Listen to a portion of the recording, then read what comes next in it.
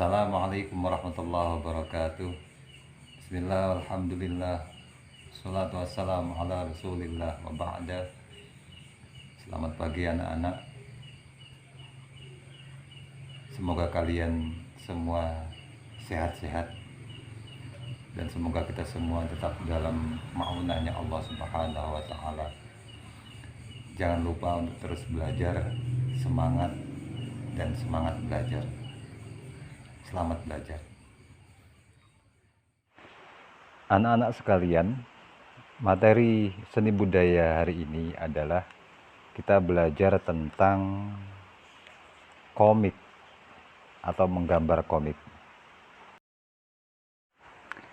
Komik berdasarkan bentuk penampilan atau kemasan itu dibagi menjadi 4. Yang pertama komik strip. Komik strip itu adalah komik yang hanya terdiri dari beberapa panel gambar saja, jadi tidak banyak isinya. Yang kedua komik buku, yakni komik yang dikemas dalam bentuk buku, dan satu buku biasanya menampilkan sebuah cerita utuh.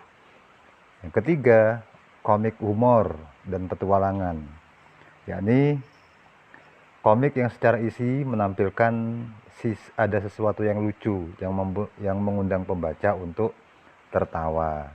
Dan komik petualangan, yakni komik yang menampilkan cerita petualangan tokoh-tokoh cerita dalam rangka mengejar, membela, memperjuangkan, dan lain-lain.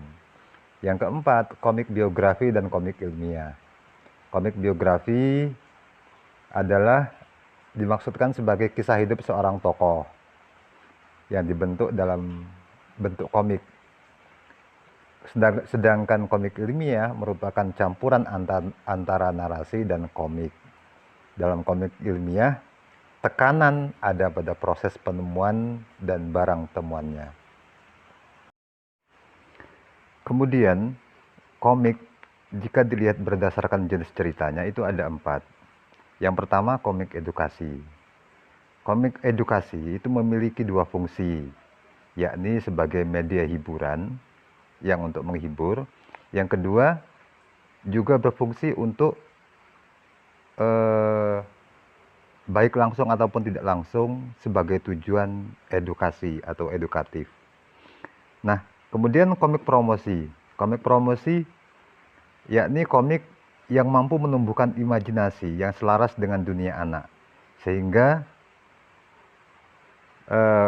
komik tersebut digunakan untuk keperluan promosi sebuah produk. Yang ketiga komik wayang. Komik wayang bercerita tentang cerita wayang, contohnya Mahabharata, tentang Kurawa, tentang Pandawa, dan lain-lain. Yang keempat adalah komik silat. Komik silat ini sangat populer sejak zaman dulu hingga sekarang, masih menjadi idola bagi pembaca komik, karena tema-tema silat yang didominasi oleh adegan laga, pertarungan, sampai saat ini masih banyak dicari orang.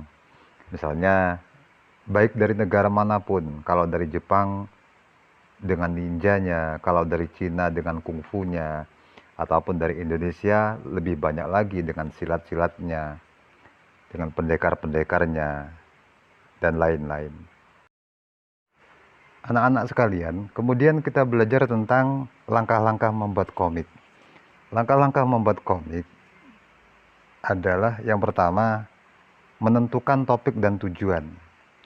Jadi sebelum kita membuat komik, kita harus menentukan dulu komik apa yang akan dibuat, jalan ceritanya, judulnya apa, itu harus dibuat terlebih dahulu. Yang kedua, membuat kalimat singkat yang mudah diingat. Setelah membuat judul, menentukan tema, kita kemudian membuat kalimat yang jelas, yang bisa menarik perhatian orang untuk membaca komik tersebut. Itu yang kedua. Yang ketiga, menggunakan gambar. Artinya ketika kalian membuat gambarnya, buatlah gambar yang menarik. Dan pastikan gambar tersebut bisa menceritakan kronologi cerita seperti yang telah ditulis. Dan yang terakhir adalah menggunakan media yang tepat. Misalnya ketika kita ingin membuat komik yang panjang ceritanya, berarti kita harus membuat di satu buku yang utuh.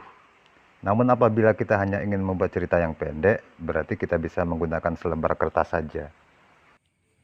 Demikian pembelajaran hari ini, semoga bermanfaat. Kurang lebihnya saya mohon maaf. Wal afu minkum. Wassalamualaikum warahmatullahi wabarakatuh.